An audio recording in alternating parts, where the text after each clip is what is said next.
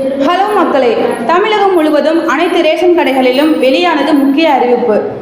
தமிழகத்தில் ரேஷன் கடைகள் மூலமாக ஏழை எளிய மக்களுக்கு இலவசமாகவும் மலிவு விலையிலும் உணவுப் பொருட்கள் வழங்கப்பட்டு வருகிறது. அதே சமயம் மக்களின் சிரமத்தை போக்க அனைத்து பொருட்களையும் ஒரே நேரத்தில் வழங்க வேண்டும் என சமீபத்தில் அரசு உத்தரவிட்டிருந்தது.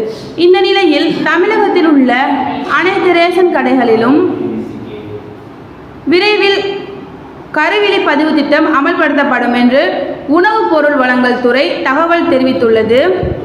இது தொடர்பாக வெளியிடப்பட்டுள்ள அறிக்கையில் பயோமெட்ரிக் முறையால் வயதானவர்களுக்கு சரிவர தங்களின் கைரேகையை பதிவு செய்ய முடியாததால் கருவிழி பதிவு திட்டம் கொண்டு வரப்பட்டுள்ளது.